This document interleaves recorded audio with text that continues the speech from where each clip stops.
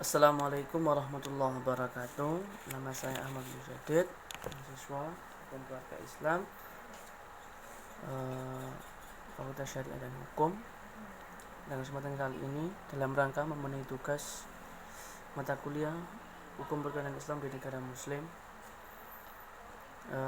Pada kesempatan kali ini saya akan menjelaskan tentang hukum sekularisme yang ada di Turki, di mana pada penguasa Ottoman pada abad ke-7 bahwa upaya modernisasi negara Turki ketika itu yang menyadari akan ketinggalan di belakang sangat jauh sekali dengan negara-negara Eropa, sehingga pada abad ke-7 itu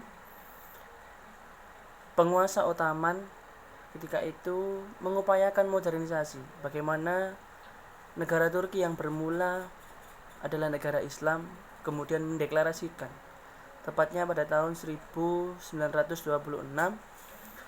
mendeklarasikan bahwa Turki bukanlah negara Muslim atau bukan negara Islam, melainkan negara Turki adalah negara sekularisme atau sekularisasi, di mana pada sistem sekularisasi atau sekularisme itu membedakan, tidak menggabungkan antara hubungan agama, hukum agama, dan negara.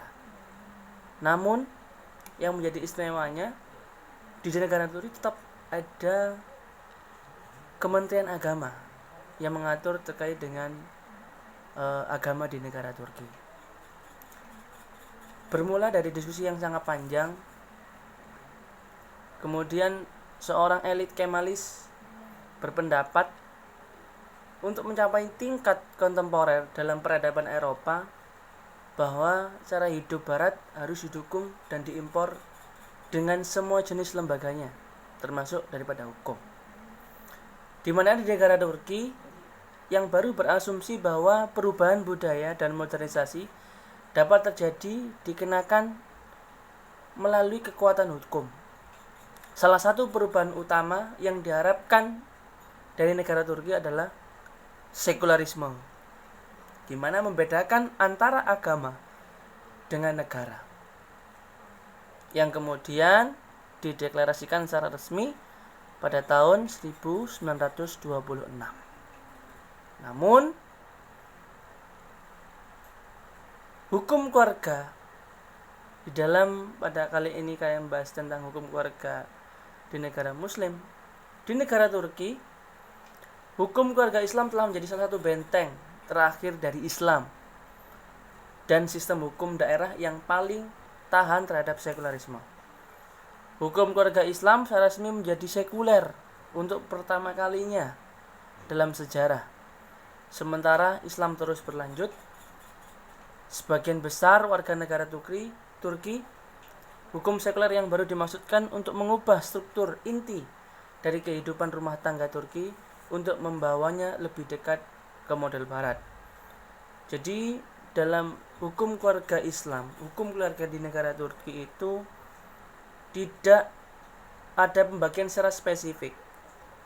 Dalam keluarga, misalnya seorang suami ditugaskan sebagai kepala rumah tangga atau mencari nafkah, dan sebaliknya, istri tidak ada tugas secara spesifik untuk menjadi ibu rumah tangga atau menjadi anak di rumah dan sebagainya. Melainkan Turki dalam hal ini, dalam hukum keluarga, hampir semuanya tidak ada yang diambil dari fikih, karena sudah dideklarasikan secara resmi bahwa Turki bukanlah lagi negara Islam atau bukan negara Muslim. Jadi dalam hukum keluarga di negara Turki pada saat ini tidak ada pembagian secara spesifik, dan hampir semua dalam hukum keluarga di negara Turki tidak ada fikih yang diambil. Artinya dalam hukum keluarga itu dilihat dari budaya dan adat dari negara Turki itu sendiri, karena secara resmi dan secara jelas bahwa Turki adalah negara sekularisme yang membedakan agama dan negara. Di sisi lain, realitas empiris menunjukkan bahwa homogenitas dan membayangkan harapan negara dan muslim yang berpusat pada pluralitas yang selamat dari konflik hukum keluarga. Di mana dalam artikel yang ditulis oleh Ihyan, ya kalau tidak salah tadi, berusaha untuk menunjukkan bahwa muslim di Turki belum benar-benar meninggalkan hukum muslim.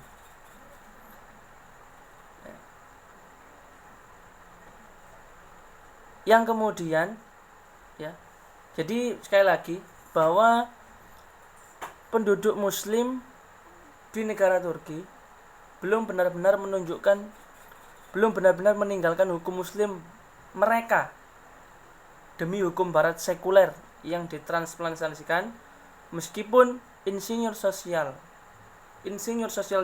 Jacobin telah lama berharap mereka melakukannya. Muslim di Turki secara aktif berasimilisasi dengan hukum sekuler, tetapi dengan persyaratan mereka sendiri, dengan menggabungkan aturan dua urutan normatif yang berbeda.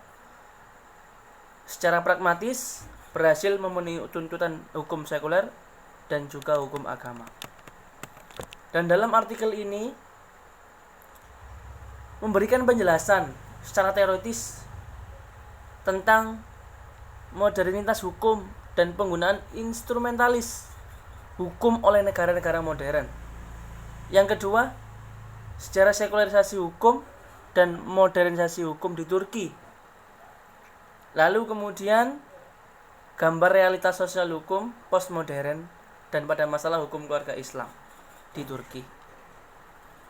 Mungkin sebatas itu dari penjelasan kali ini.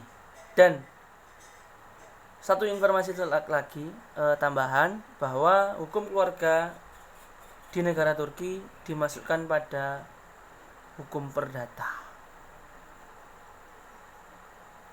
Demikian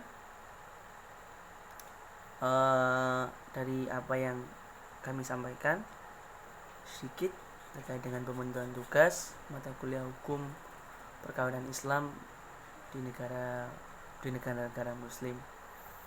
Semoga dapat bermanfaat bagi saya dan teman-teman yang melihat nantinya. Terima kasih. Semoga apabila ada kekurangan dan kekhilafan, saya mohon maaf, dan apabila ada kebenaran datangnya dari Allah Subhanahu wa taala. Billahi fisabil haq, fastabil khairat. Assalamualaikum warahmatullahi wabarakatuh.